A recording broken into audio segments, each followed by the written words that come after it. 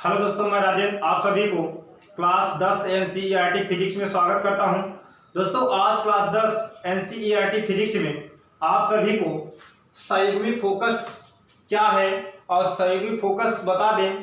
परीक्षा के दृष्टि से बहुत ही महत्वपूर्ण ये प्रश्न बनेगा इस संयुग्मी फोकस से, तो इसे आप याद रखेंगे।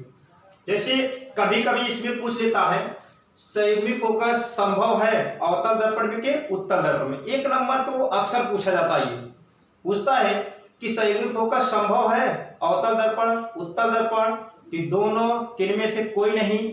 तो हमेशा ध्यान देना, संयुग्मी फोकस केवल अवतल दर्पण में संभव है, उत्तल दर्पण में नहीं। ऐसा क्यों होता है अभी आपको हम बता रहे हैं। सबसे पहले देखते हैं संयुग्मी फोकस की परिभाषा क्या है। तो दर्पण की मुख्य अक्ष पर स्थित उन दो बिंदुओं को संयुग्मी फोकस कहते हैं जिनमें से एक बिंदु पर रखी वस्तु का वास्तविक प्रतिबिंब दूसरे बिंदु पर रखी वस्तु का प्रतिबिंब पहले बिंदु पर बनता है।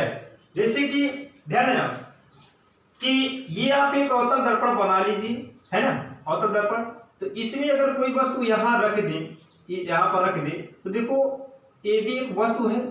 इस वस्तु के शीर्ष से मुख्य अक्ष के समांतर चलने वाली प्रकाश किरण दर्पण से परावर्तन के पश्चात मुख्य फोकस होकर आएगी। दूसरी प्रकाश किरण वक्रता केंद्र सी से होकर जाएगी और परावर्तन के पश्चात अपने ही मार्ग में वापस लौट आएगी। तो ये दोनों परावर्तित किरणें क्या इस बिंदु ए डैश पर काटती हैं, तो इस तरीके से आपका प्रतिबिंब बन जाएगा, इसका वास्तविक और उल्टा प्रतिबिंब। क्लियर? तो ध्यान देना, ये जो प्रतिबिंब बन रहा है ये एफ मान लेते हैं, ये क्या मान लेते हैं, सी मान लेते हैं ना। ये फोकस दूरी है और ये वक्रता केंद्र है। प्रतिबिंब वक्रता केंद्र और फोकस दूरी के बीच बन रहा है ना। यदि हम वस्तु को यहां रखें, यदि वस्तु को यहां रखें तो इसका जो प्रतिबिंब है ना, इसका प्रतिबिंब यहां प्राप्त हो रहा है। यदि इसी को मतलब ये वस्तु जो है अब यहां रख दें, यहां पर फोकस दूरी और वक्रता केंद्र के बीच रखे तो प्रतिबिंब इस बिंदु पर बनेगा जहां वस्तु रखी गई है ना। जहां पर यदि हम क्या करें, वस्तु को यहां रख दे तो प्रतिबिंब कहां बनेगा, यहां बनेगा। क्लियर? इस जहां वस्तु पहले रखी थी। तो ध्यान देना, तो वही चीज यहां लिखा गया है कि उन दो बिंदुओं को संयुग्मी फोकस कहते हैं जिनमें से एक बिंदु पर रखी वस्तु का वास्तविक प्रतिबिंब दूसरे बिंदु पर, मतलब एक बिंदु पर रखी वस्तु का जो वास्तविक प्रतिबिंब बनेगा इस दूसरे बिंदु पर, और दूसरे बिंदु पर रखी वस्तु का प्रतिबिंब पहले बिंदु पर बनता है। तो उन दो बिंदुओं को हम क्या कहते हैं, संयुग्मी फोकस। तो ये जो बी और बी डैश है ये क्या है, एक दूसरे से संयुग्मी फोकस कहलाएंगे। क्लियर? इन दोनों बिंदुओं को ये चीज ध्यान देना। तो ध्यान देना, संयुग्मी फोकस अवतल दर्पण में संभव है, उत्तल दर्पण में नहीं। ऐसा क्यों? क्योंकि उत्तल दर्पण में इसलिए संभव नहीं है कि देखो, जैसे हम अवतल दर्पण में क्या करते हैं, दर्पण के सामने अगर वस्तु रख देते हैं तो इसका परावर्तन होता है, परावर्तन होने के बाद प्रतिबिंब प्राप्त होता है। क्लियर? तो अगर इसी को यही अगर वस्तु क्या है, अगर यही कहीं रखी होती है तो प्रतिबिंब आपका यहाँ पर कहीं बनता है। क्लियर? बनता है। तो अगर इस वस्तु को हम यहां रख दे तो प्रकाश का परावर्तन नहीं होगा। मतलब कि अगर इस देखो एक वस्तु यहां रखी है तो प्रतिबिंब आपका यहां बन जाएगा इस बिंदु पर। अगर इसी वस्तु को उठाकर इस बिंदु पर रख दिया जाए तो प्रतिबिंब यहां पर नहीं बनता। क्यों? क्योंकि यहां पर दर्पण के पीछे रखी वस्तु को अगर दर्पण के पीछे अगर वस्तु रख देते हैं तो प्रकाश का परावर्तन नहीं होता। जब प्रकाश का परावर्तन नहीं होगा तो प्रतिबिंब नहीं बनेगा।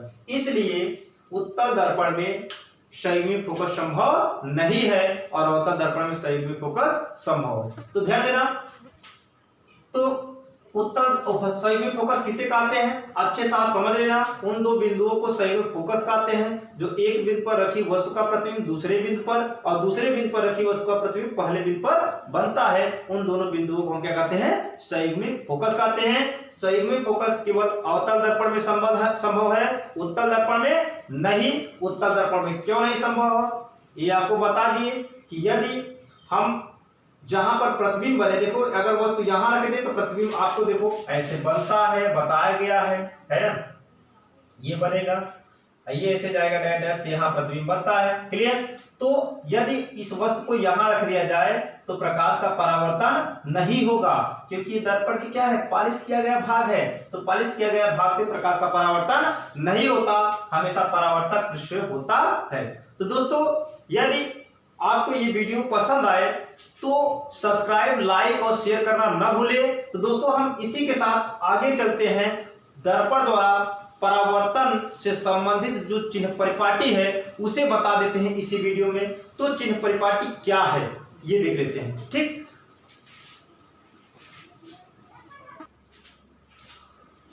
गोली दर्पणों द्वारा परावर्तन के लिए चिन्ह परिपाटी। तो गोली दर्पणों द्वारा परावर्तन के लिए जो चिन्ह परिपाटी होता है, आपको डेरिवेशन न्यूमेरिकल्स हल करने में बहुत ही सहयोगफुल है ये। ठीक है, तो इसे आप अच्छे से समझेंगे। तो यदि आपको ये अच्छे से अगर समझ आ गया तो आपको डेरिवेशन और न्यूमेरिकल्स जो है वो करने में आपको कोई दिक्कत नहीं होगी। क्लियर। तो ये आप अच्छे से समझिए।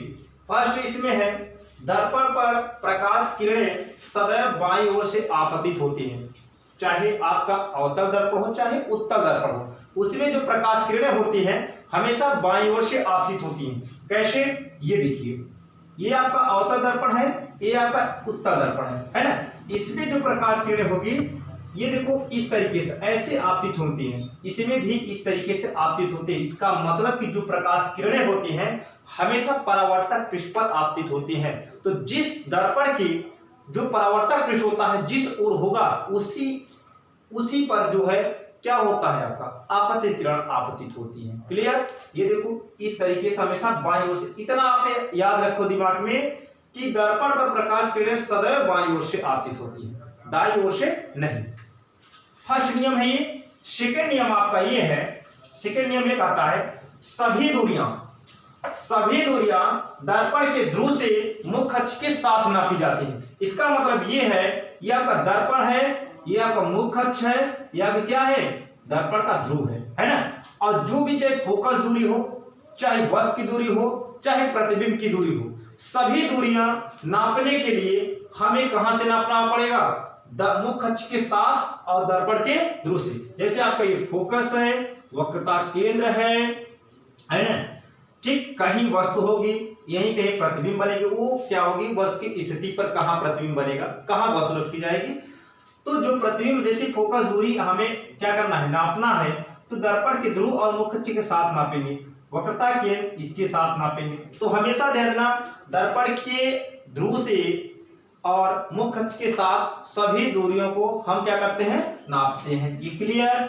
तीसरा पॉइंट है आपका, दर्पण के ध्रुव के दाईं ओर अर्थात आपतित किरणों की दिशा में नापी गई दूरियां धनात्मक चिन्ह के साथ ली जाती हैं। इसका मतलब जैसे ये दर्पण है, ये दर्पण क्या है, ध्रुव है, तो इस तरफ जो दूरी हम अपने दाएं तरफ जो दूरी नापेंगे वो प्लस के साथ लेंगे दूरी। ठीक, और इस तरफ जो दूरी नापेंगे, इस तरफ चाहे फोकस दूरी हो, चाहे वस्तु की दूरी हो, चाहे प्रतिबिंब की दूरी हो, इस तरफ जो भी दूरी होगी उस सब क्या लेंगे, ऋण के साथ। इस तरफ जितनी भी दूरी होंगी वो सब क्या लेंगे, ऋण के साथ। इससे यही तात्पर्य होता है कि जो अवतल दर्पण है, अवतल दर्पण की समस्त दूरियां क्या होती है, वस्तु की ओर दर्पण के सामने, तो अवतल दर्पण की समस्त दूरियां क्या होंगी, ऋणात्मक होंगी, है ना। चाहे आपका फोकस हो, चाहे आपका वस्तु हो, चाहे प्रतिबिंब हो, है ना, चाहे वक्रता त्रिज्या हो, सब क्या होगी, दर्पण के सामने। तो ये चीज हमेशा ध्यान देना। अब देखिए आप, इसी से पता ये चलता है कि अवतल दर्पण की समस्त दूरियां क्या होंगी, ऋणात्मक होंगी। क्लियर। और चौथा पॉइंट ये है, दर्पण के ध्रुव के बाईं ओर, दर्पण के ध्रुव के बाईं ओर अर्थात आपतित किरणों के विपरीत दिशा में नापी गई दूरियां क्या होती है, ऋणात्मक चिन्ह के साथ ली जाती है। जैसे ये दर्पण है, ये दर्पण का क्या है, ध्रुव है, तो इस तरफ तो धनात्मक लेते हैं और इस तरफ क्या लेंगे, ऋणात्मक लेंगे। अगर इस तरफ कोई भी दूरी आप अगर क्या करेंगे, अगर नापेंगे तो क्या हो जाएंगे, ऋण में हो जाएंगे। इस तरफ अगर नापेंगे तो क्या हो जाएगा, धन हो जाएंगे। क्लियर। तो अवतल दर्पण की समस्त दूरियां क्या होंगी, ऋणात्मक। अवतल दर्पण की समस्त दूरियां क्या हो जाएगी, ऋणात्मक। उत्तल दर्पण की जो दूरियां होती हैं, आप जाते हैं, उत्तल होता है तो उत्तल में जो वस्तु होता है वस्तु वो दर्पण के सामने रखा जाता है, जो प्रतिबिंब और फोकस होता है दर्पण के पीछे प्राप्त होता है। इसका मतलब ये निकलता है कि उत्तर दर्पण में जो वस्तु की दूरी है वो ऋणात्मक है, बाकी सभी दूरी क्या है, धनात्मक के साथ ली जाती है। ये आप हमेशा याद रखेंगे। बस अब आगे पॉइंट देखें, ये पॉइंट नंबर 5 है, वस्तु एवं प्रतिबिंब की लंबाइयां, वस्तु एवं प्रतिबिंब की लंबाइयां मुख्य अक्ष के ऊपर की ओर धनात्मक और नीचे की ओर क्या होती है, ऋणात्मक होती है। ये बताते हैं कैसे, जैसे ये आपका मुख्य अक्ष है ना, इस मुख्य अक्ष के ऊपर मतलब ऐसे इसके अगर इस तरीके से कोई वस्तु रखी है तो उसकी जो लंबाई लेंगे वो क्या लेंगे, धनात्मक +7 लेंगे। यदि आपके कोई भी लंबाई मुख्य अक्ष के नीचे इस तरीके से अगर कोई वस्तु रखी है या कोई प्रतिबिंब है ना, उसकी अगर हमें लंबाई ज्ञात करना है तो किसके साथ लेंगे, माइनस के साथ लेंगे। क्लियर, मुख्य अक्ष के ऊपर चाहे प्रतिबिंब हो चाहे वस्तु हो की लंबाई मुख्य अक्ष के ऊपर है तो धनात्मक, मुख्य अक्ष के नीचे है तो ऋणात्मक होता है। क्लियर, तो ध्यान देना। अब हम क्या करते हैं, इस वीडियो को यही चिन्ह परिपाटी से समाप्त करते हैं। दोस्तों यदि वीडियो पसंद आए तो लाइक और सब्सक्राइब शेयर करना ना भूलें। अगली वीडियो में हम लेकर आते हैं वक्रता त्रिज्या और फोकस दूरी में संबंध, और वक्रता त्रिज्या और फोकस दूरी में जो संबंध होता है यह बराबर r/2, अर्थात फोकस दूरी जो होती है वक्रता त्रिज्या की दूनी और वक्रता त्रिज्या फोकस दूरी की आधी, ये कह सकते हो। इसका डेरिवेशन और संबंध आपको पूरा बताया जाएगा। ठीक, तो सब्सक्राइब करना ना भूलें।